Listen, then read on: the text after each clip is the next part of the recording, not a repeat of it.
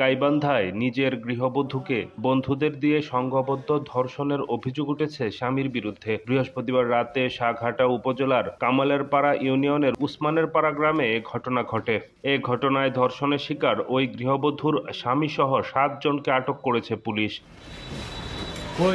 গৃহবধূর স্বজনদের অভিযোগ, বুধবার শাহঘাটা উপজেলার উসমানের পাড়া গ্রামের আসাদুল ইসলামের ছেলের সঙ্গে গোবিন্দপুর উপজেলার কুচাশহর ইউনিয়নের এক মেয়ের পারিবারিকভাবে বিয়ে হয়। বুধবার রাতে বিয়ে বিদায় হয়।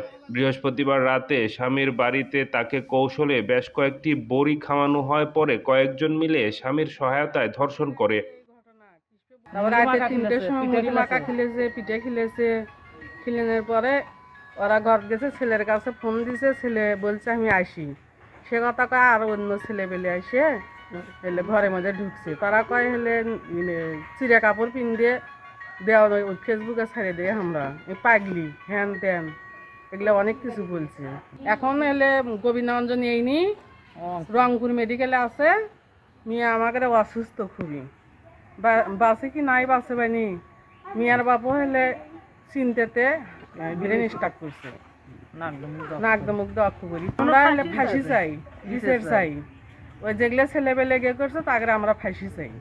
শুক্রবার দুপুর ২টার দিকে ওই নববধূর পরিবারের লোকজন তাকে গোবিন্দগঞ্জ উপজেলা স্বাস্থ্য কমপ্লেক্সে ভর্তি করে। পরে কর্মরত চিকিৎসক তাকে উন্নত চিকিৎসার জন্য রংপুর মেডিকেল কলেজ হাসপাতালে পাঠায়। পরীক্ষা করে যেটা পাওয়া যায় সেটা হচ্ছে ওনার পার ভেজাইনাল ব্লিডিং ছিল, রক্তপাত হচ্ছিল এবং ওনার শরীরেও কিছু ক্ষতচিহ্ন ছিল, যার কারণে আমরা দেখে প্রাথমিকভাবে রেপ কেসই মনে হয়েছে এবং ভেজাইনার ভিতরে একটু ল্যাসিরেশন বুরিজ টাইপেরও ছিল। পরে আমরা যেহেতু রক্ত যাচ্ছি ওই জন্য রক্ত ম্যানেজ করার জন্য হার্টসল এবং অন্যান্য ফ্লুইড টুলিড দিয়ে রক্ত বন্ধ করার ইঞ্জেকশন দিয়ে ভর্তি করে দিই। পরে রোগীটার আর একটু যাচাই বাছাই করে রোগীটার অবস্থা যখন একটু ক্রিটিক্যাল হয় তখন আমরা ওয়ান স্টপ ক্রাইসিস সেন্টারে রোগীটাকে রেফার করি। এই ঘটনায় স্বামীসহ ৭ জনকে আটক করা হয়েছে বলে জানিয়েছেন গোবিন্দগঞ্জ থানার অফিসার ইনচার্জ বুলবুল ইসলাম।